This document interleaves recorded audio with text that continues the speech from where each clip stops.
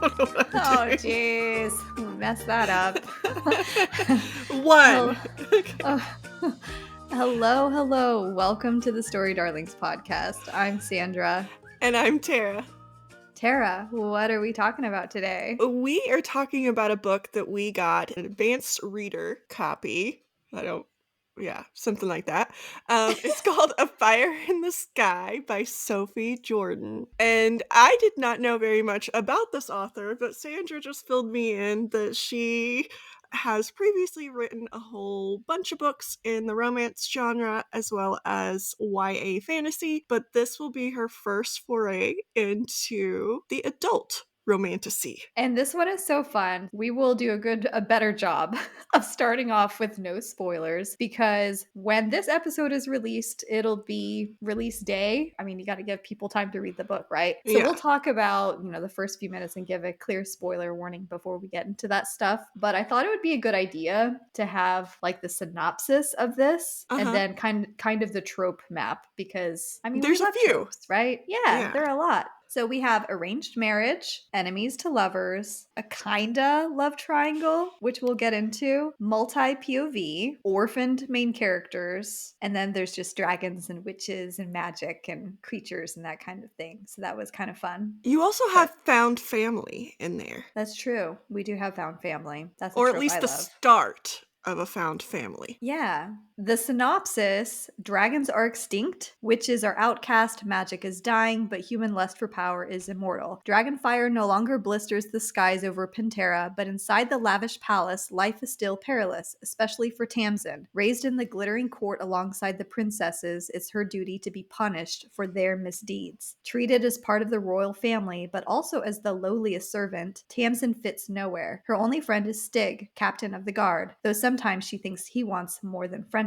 When Fel, the beast of the borderlands, descends on her home, Tamsin's world becomes even more dangerous. To save the pampered princesses from a fate worse than death, she is commanded to don a veil and marry the brutal warrior. She agrees to the deception even though it means leaving Stig and the only life she's ever known behind. That's all I'm going to read because I feel like these are plot points that we'll get into, but yeah. What did you think of the book? I liked the book. And this may just be where my brain was this whole week as I was reading this book, but I had a hard time staying awake during the book. But as Sandra knows, I did just get 4 new little puppies, so my brain was very much on mommy mode, needing to sleep when the puppies were sleeping. And so there were points that I was like, this could go faster. I need more happening in here to keep me awake. But then there were points that I really enjoyed it, especially towards the end. Yeah, it went much faster at the end. Yeah. And I think I mentioned this to you too, but the chapters felt longer as well. I'm just used to like the quick, snappy Everking kind of chapters, and these were like 15 plus pages long. And it's not a long book. It's only, 300 something pages, but those long chapters. Well, and this felt to me like the first book in what's going to be a series of books. And so you have a lot of that world building right at the beginning. And if you've ever listened to this podcast, I am not down for the world building. Like From Blood and Ash. I think that is part of what was getting me with this book too, because there was a lot of world building, a lot of lead up to things that happened later on in the book. Like I said, I feel very much like this is the first book in a series. And so there's a lot of lead up to future books as well. This one, so I read the synopsis, like part of it anyways here, but I went to it completely blind because I don't like to know anything. And I think she does a really great job of sprinkling in those hints of like things to expect, especially from the prologue. We get a ton of information from the prologue. It's only a couple of pages long. You already find out that dragons went extinct because men declared a war on them and just pretty much annihilated all of them. They used wolves to hunt them down and kill the dragons, and this was, I think, 80 years earlier is when the last of the dragons was slain. And so that's the information that we're given. And then we come to present day and we meet Tamsin, who's the main character. I've heard this concept, or at least the phrase used, of whipping boy, not really whipping girl. I felt like that was pretty pretty new to me, like that concept here. I was like, is this really a thing? And so I'm like Googling it, trying to see if these were actually things, which it's still kind of gray whether they were or not, but it wouldn't surprise me if Mm-mm. this was an actual thing. And so that intrigued me. But I mean, is now a good time to give our spoiler warning Yeah. so we can just dive in? Okay. Spoiler, because I don't know what else I can say without giving away things. Yeah. Spoiler warning. We are jumping into it now. So if you are picking up this episode on the book's release day, just, listen to the first couple minutes and go pick up the book and then come back and give us a listen and we can talk about the rest. But yeah, so we fast forward to present day. We meet Tamsin and she is currently, I think she's like on her way to 21. be, she's 21 years old. She's a Yeah. fiery redhead. She's tall, very strong. We learn that she can heal from injuries Faster than because she should be able to. yes, she's been accused of by members of the court of being a witch, and no one's like put substantiated that at all. But they accuse her of being a witch because she can heal. And her red hair, because apparently it's well known that witches have red hair, or thought Yeah, that witches have red hair. So when we meet her, the poor girl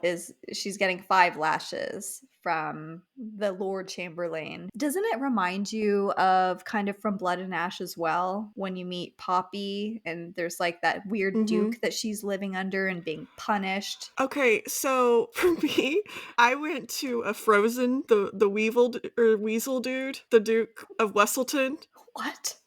Okay, the dude who danced with Anna in Well, are we, Frozen, the movie. you guys, I've seen this like once, maybe a long time Okay, ago. I well, don't remember. he's this very obnoxious bald guy who just doesn't understand that he's obnoxious, right? And so that is who I pictured. And you will have to look it up and watch at least like a little snippet because that is what was going on in my head every time they mentioned this guy. I couldn't tell if he was basically assaulting her as well because Hmm. so many times he was like leaning in and like breathing into her ear and just being really rapey and Yes. gross. But we learned that she's getting 5 lashings because her sisters, quote unquote, were fighting over like a hair accessory or something Hmm. stupid like that. And she gets along really well with the youngest. I think He's she gets always. along with all of them. It's just Mhm. the older two don't show the same empathy that the youngest one does. The youngest one doesn't want her to get whippings, doesn't think that that's right. And so she does her best to never get whippings for her. Whereas the older two are like,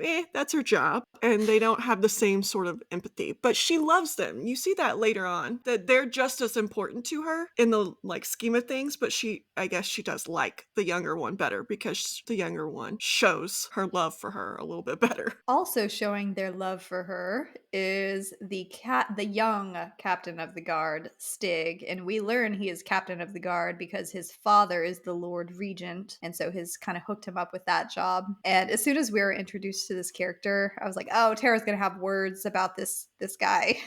I am.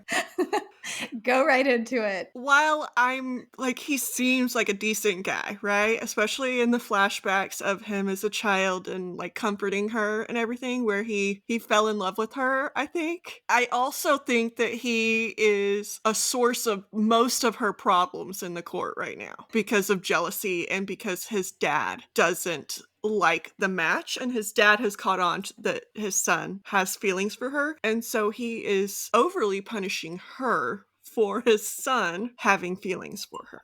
Mm-hmm. And so I do believe he is a source of harm for her, and he, for whatever reason, doesn't see that. He's also someone who just doesn't question the rules and the ethics of things, right? Like Yeah, he's fine with the rules and it's just like, "Oh, just live your life and follow the rules and one day you'll be free," instead of doing anything about it now. he's very much like Kale. There's a scene later in the book Oh that no. I was I like, knew it. are I knew you you were going to bring up flipping Kale. kidding me? Okay, so spoiler alert, heavy spoiler alert here. It is hinted that there may be dragons still, but they're in hiding because Fel, his father, had killed a dragon 25-ish years earlier, right? Because that is how he got Fel, is there was this little baby with this dragon and he killed it. I'm still iffy on whether or not he actually killed it. I think we see that dragon again. I don't think it actually died. But Mm. anyway, so there has been sightings of dragons after that 80-year mark, and it is hinted that there are still dragons. And we do find out that there are still dragons because Tamsin is a dragon, and she accidentally turns into her dragon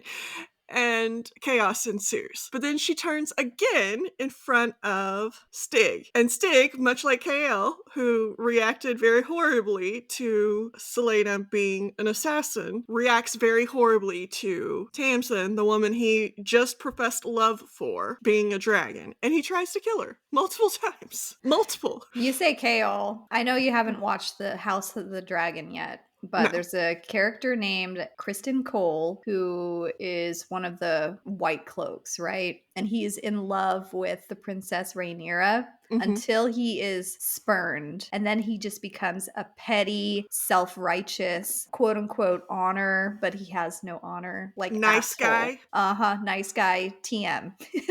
Yes, exactly I'm reminded me such a of nice him. guy.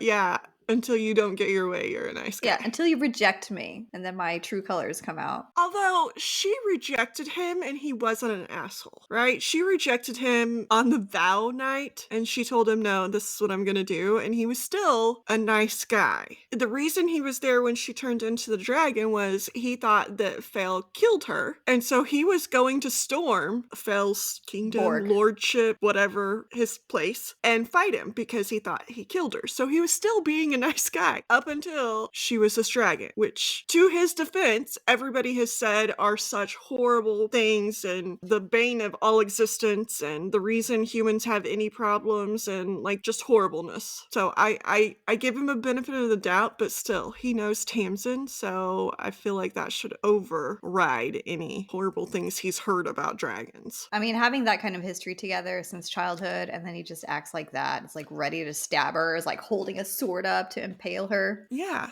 It's like, you're a dick. Anyway, at the beginning, this dozen of northern soldiers, led by the beast of the borderlands, Fel Dryden, who was found by the Onyx dragon Mm-hmm. when he was a baby, he shows up because they've been protecting the borders of this kingdom of Pantera without really any reward. And Fel is pretty frustrated with this because his father, his adopted father who got him, Baylor, did nothing about it. And so he's decided he is going to demand something in return this time. And so this is when he demands the hand of one of the princesses of Pantera. And then, of course, Hamlin, the king, and his court try and pull a fast one on him. They do pull a fast one on him, Oh, yeah. but it's so interesting, everything that transpires.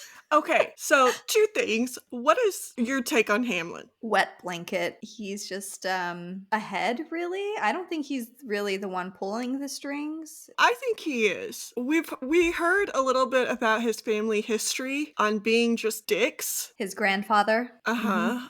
Who convinced a witch to put a spell on dragons, and then she was the first witch burned in their kind of Salem witch trials of witches. Well, they had a kind of a fling going, right? He was Mm-hmm. using her He romantically. seduced her to then Yes. convince her to do this spell. I think he is just not a very good ruler. He's only in it for what comes to him. Like Henry VIII, right? Mm, He's king. He thinks he's the shit because he's king and he can do whatever he wants and it doesn't matter. yeah. And at the same time, his kingdom, his people are dying, not thriving at all because he is using everything for himself. And I think that had been the whole line of their kingdom, starting with his great grandfather or whatever. They just used the power for themselves and didn't care about the people at all. I agree with that. And also, I'm curious to learn more, probably, hopefully, in the next book about why he seems to defer to the Lord Regent, Stig's father, quite a bit as well. Because there were a lot of moments at court where he would just like wait before saying anything and like look to check in with Stig's father first. Mhm. So that's why I'm like, what is going on here? He is technically his advisor, so you would expect him to be advising him in some ways. But he's also like the fucking king. Like, Yeah. use your own brain Judgment. and Yeah.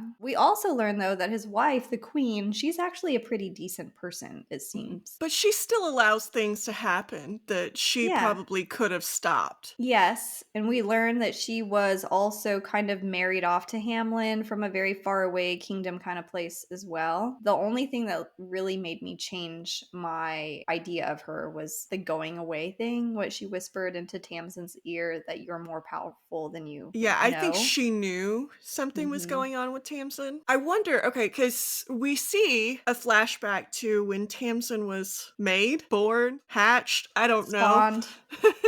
Spawned. So we see dragons and they're talking about how they have not been able to have hatchlings for a while, and we learn later that that is in fact the spell that was put on dragons, is that they would not be able to have hatchlings, which means when the current dragons age and die or die, that's the end of dragons, according to what the people think. But we also learn that magic has a way. And in this case, magic had its way with Jurassic Park.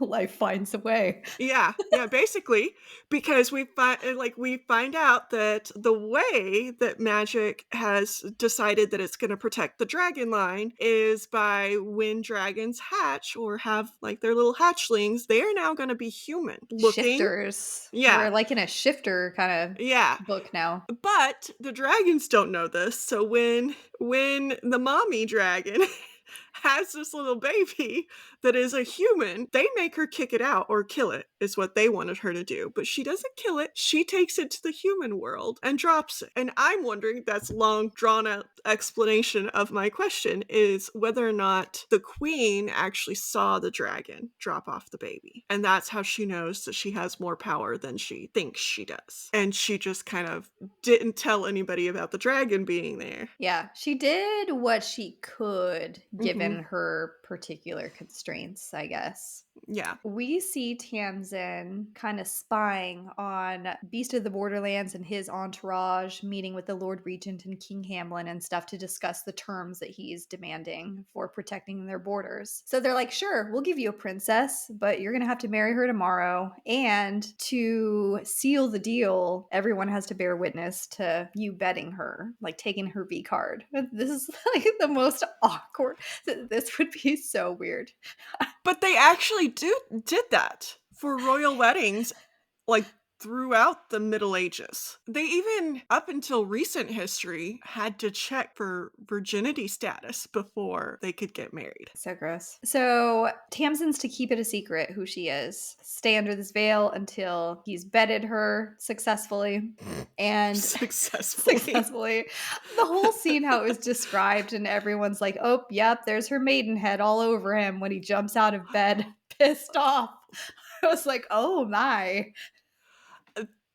That whole scene had a lot of secondhand embarrassment for me. Yes, yes. I was mortified. And I don't think Stig could even stomach it, right? Like Stig No, he left. wanted to leave. No, his dad wouldn't let him leave because Oh he said, yeah. "Your duty is here to protect the realm." And he's like, "I guess," but he was just sitting there thinking, "I'm gonna protect Tamsin if she cries out needing me." I I feel And I like mean, she cried out, but not needing him. these were satisfied cry outs. Yes. I don't know. Maybe Stig something broke in him having to be present for this. I don't know. He I don't was know. not good. But the only bright spots for this for me in my secondhand embarrassment the whole time is Fell the entire time, because he was calling out the hypocrisy and the stupidness of these ceremonies in little jabs, and I loved it. There was a moment where he was just stripping because he's like, this fucker's stupid, and he just stripped in front of everybody, and they're like, but you don't have to take off all of your clothes for this. And he's like, no, you wanted a show. Let's give you a show. And all of the women are like, ooh, ooh. And all of the men are trying to cover their eyes.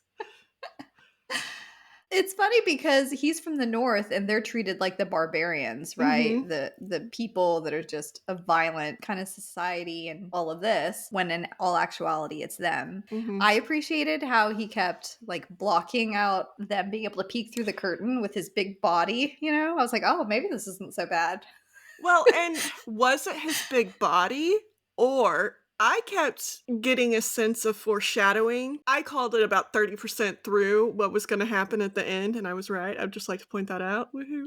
But I don't think it was his body shadowing some of it out. I think it was the fire and ice, smog and fog coming together and blocking. I think this was our first foreshadowing that there was something different about him as well. They had very animal kind of reactions to each other. Even a scene before when she was spying, they had this draw to each other. They could sense where each other were, and it was very much like a mate bond to me. Mhm. So I'm Very hoping primal. I'm hoping that we will see that there was some sort of a mate bond because we do find out that there was something special about him, and I don't think that that dragon was going to eat him. I think that dragon was his mommy trying to take care of him.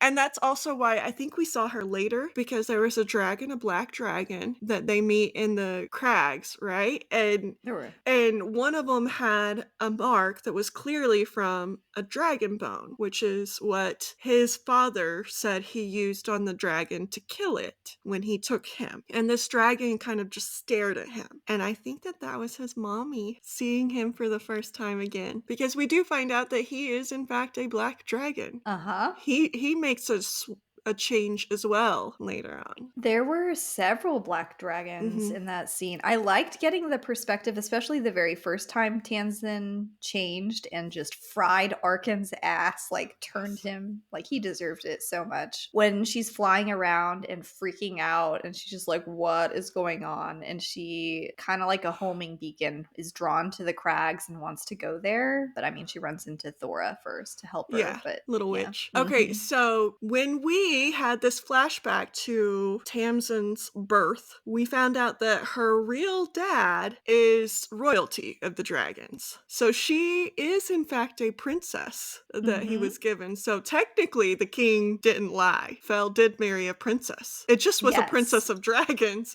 And we hear that much like Fourth Wing, the dragons each have their kind of place in the world, and a lot of it is based off of their colors and what those Hmm. colors mean in their temperaments and their abilities. And the black dragons are the kind of foot soldiers. They're big, brawny, strong, which does suit Fel because that is what he is. He's a black dragon. And then the royalty is that orange color, red color, Hmm. whatever. The fire breathing Mhm. dragons, they're rare. So our girl is top of the top dragons. Wait, are we sure that Fel is a black dragon or was he frost? Because I thought there Oh, was like a oh yeah, no, he was a frostiness. silver dragon. Or okay, yeah. I was like, there was something about frost, like his eyes or something. And that is sorry, yes, yes, he was a silver dragon, and he kept some of his silver when he changed back into a human, didn't he? Mm-hmm. I don't think we'd heard what silver dragons are or heard of any Uh-uh. other silver dragons before this, though. No.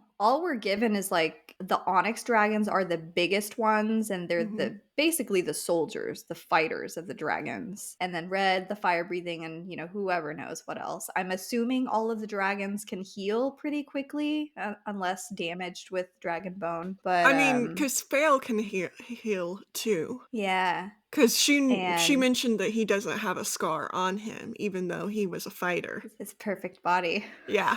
So, and that is one of the comments that people made about her because she'd been through whippings all the time and she still didn't have a single mark on her. Which also worked against her because then the Lord Chamberlain kind of took it as a goal Tried to, to make her get yeah, scarred, which is harder on her, yeah. asshole. After the awkward betting and the vow, and Fell gets angry because he feels like he's been duped, he decides to think on it, just take her back to the north to his place, his home, the Borg, and they'll figure out next steps from there. And so then I think it's like part 3 or something. It's the crossing where they have to go by horseback for a couple weeks. This I was sounds miserable. yes, this sounds awful. I was like, ooh, I, I I basically shriveled up a little bit in pain. I was like, oh, this is owie because it's She gets raining. They're getting blisters yes. down there. It from doesn't riding say this anything. She doesn't say anything for the longest time because he was like, "You better not complain. We're just gonna ride hard to the north." She already feels like, a guilty nuisance. and for tricking him. And that's when we meet Thora, who kind of helps with Soothe that with soothe her her magic bomb. fiery nether regions. There were some steamy scenes and stuff with around this with him just taking care of her and checking on her even during the wedding betting ceremony. I was just like, "Okay, okay." Yeah. Um, they definitely had a connection during that betting ceremony, Literally. and figuratively. All around. There was also that scene where the wolves freaked out when she went to the kennels to say goodbye to Elise, and it's like, okay, we know from the prologue that the wolves and dragons hate each other because the wolves were used to hunt down the dragons. Mhm. So at this point, I wasn't sure whether she was a dragon or whether she was a witch, and witches were somehow bound to dragons. I think there's possibly a little of both. I have a theory Well, there's that different kinds of witches, right? yeah, but I have a theory that this spell, as we've learned through countless other books, magic has a price, right? And we know that the witch died shortly after she did the spell on the dragons. I have a feeling there's going to be something about her giving up some of her power or something to make that happen. And then that power was used differently. And so now Mm, all of these little baby human dragons, shifters, have a little bit of witch power to them. that'll be interesting to see. I don't know. I may be clowning with this, but there has to be a price to her doing that. So, picking back up during the crossing, there are a couple observations that we can make. So, one of them being Fell genuinely cares about the people that are suffering and does what he can to help them along the way there. And then we also see that there's danger even in the north. With these brigands and stuff that will kind of hold up passable roads and things like that. So we have Tamsin kind of taken upon herself to give away her necklace, which is a precious necklace to her because there are these big gemstones in it, one for each of her and her sisters, that she felt more like symbolically connected to them having this. Fel gets all upset because he's like, "You're kind of undermining me. I'm the beast of the borderlands. They know who I am." Now they're going to be like, "Oh, he's not really calling the shots," and they think that they can push and do all of that stuff. That's another one of these instances that gets Tamsin like, "Oh, maybe I shouldn't be, complaining. I'm just going to be quiet and try not to, Mhm. annoy them even further," which leads to her horrible vaginal sores.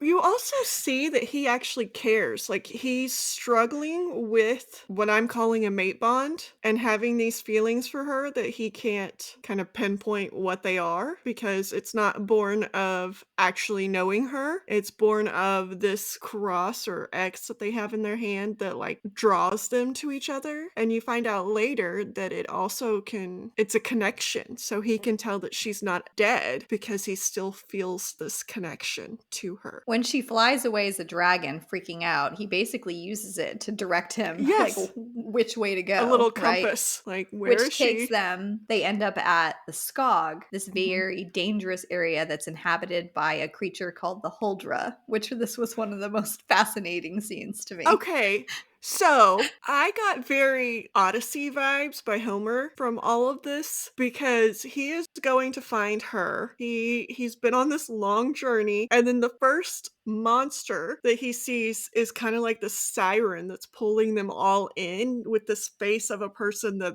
they all care about, right? And his is Tamsin. Again, a hint that she is more to him than he can even figure out why. But then you see Tamsin, who had just left the witch, Thora, and the witch is like, "I feel like you're gonna need these little straps of leather." Tamsin's like, "Well, I'm not gonna argue with the witch of the blood because they kinda can feel things that they shouldn't be able to. They're like little fortune tellers, right?" She meets this whole Huldra, and I keep wanting to call it a Hydra because that's mythology, but Huldra, and she can see past its faces into its actual being, which is an old hag. And you see that after a little while, so can Fel. He can see that it had multiple faces and that it wasn't actually Tamsin. But Tamsin, in this process, gets it to look at her and then shoves the leather piece in its mouth to where it can't talk and then hog ties it. That was a funny scene. and What saves them annoyed all. me is that she saw Stick. I was like, "No! Why are you still seeing him? Why?" Because to her, he's the only one who's ever showed her real love. Love. Yeah. Like, not He he in a he gave her a pep romantic talk.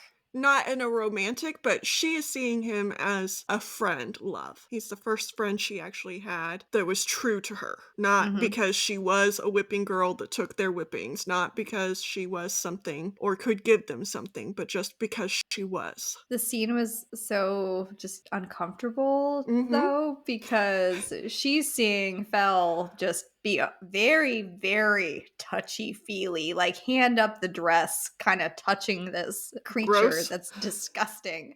And then the other two people that they're with, Magnus and Vidar, are the same thing. They're just like all over this creature and it's walking toward Tamsin, and just picturing this, it gives me the heebie-jeebies. There are a lot of uncomfortable scenes in this book.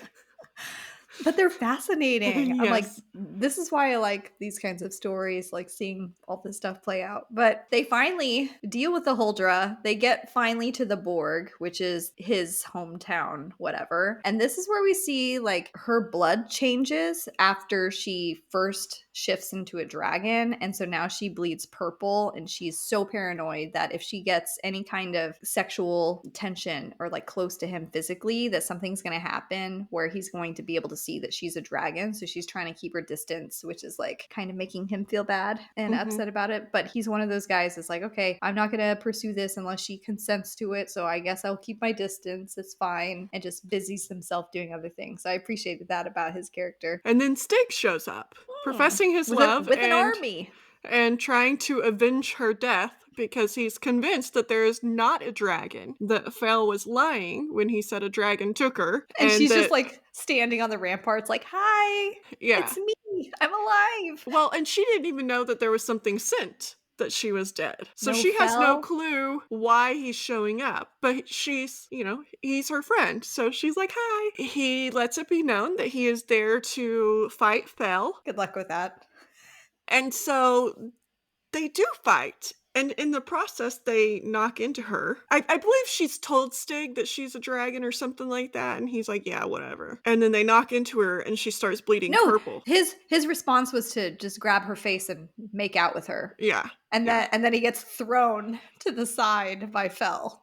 Yes. Okay. And then they fight and she gets hit and she starts bleeding purple. And then she turns into her dragon. And rides off with Fell. Like, Yes. like get on my back. And then they go to the crags. And that's where they're kind of, it's like they're paged by all these dragons flying around them in formation, like, you need to pull over now, type of thing, like Well, ramming and them. they start ramming them. At one point, Fel falls off, and then that's when he turns into his dragon so that he doesn't splat in the earth. And at the very end, we learn that he has a brother. Because isn't that like the last Mm-hmm. line of the book? Is like, Welcome hello, back, brother. brother. Welcome back. Yeah, something like that. It's very Vampire Diaries. Hello, brother. Hello, brother. I need to watch that. I feel like that'd be a good show to watch this fall. Anyway, the last we saw of Stig, though, was he had turned tail to run back to his army. So one can only suspect that in the next book, there's going to be a lot of battle drums being Mm-hmm. rounded up. But they don't know how many dragons. Or we don't know how many dragons exist. There are a ton, apparently. Yeah, it feels like there's a lot, and Little Miss Princess over here is probably going to have some big Yeah. shoes to fill. We're not given the brother's name, right? Mm-mm. No, it's just a hello, brother, and then end. I Damn even went cliffhanger. past and tried to like wait, that can't be the end of this book. And that's what I meant by it gets good right at the end. And then you're like, I spent 8 hours reading about all of this other crap, and then right at the end you got me in. But I guess sometimes they have to do it to get you to want to read the second book. Yeah, especially for a debut adult Uh-huh. romantasy, I guess, too. They got to get their hooks in you. Hopefully, we won't have to wait a long time. Just looking at her backlist of books that she's written, I mean, she has written quite a bit. So hopefully, it's not a very long wait. I also like the books that are like the first print runs of this first edition book. They have like these beautiful kind of royal blue stained edges and some really Ooh. pretty dragon color like end papers in them. They look really pretty. Oh, I might have to go buy it just for Hmm. the prettiness. And the character art where you Yeah. see him and the little fiery redhead. Okay. Definitely worth a read. Thank you, Avon, for the advanced reader copy. Hopefully, we won't have to wait long and we can talk about the next book next year, maybe toward the end of the year. We'll see. We'll see. Yeah. Sophie Jordan, no rush. But kind of a rush because you left us But on a big cliffhanger here. yes. And then next week, get ready for our sequel episode to It Ends With Us. It Starts With Us by Colleen Hoover. Jeez. As we head into October and Domestic Violence Awareness Month. So we'll get to finish up Lily and Atlas and Ryle's story. So we hope you enjoyed this discussion and that we tempted you to pick up a copy of A Fire in the Sky by Sophie Jordan. And until next week, we will see you soon. Bye. Bye.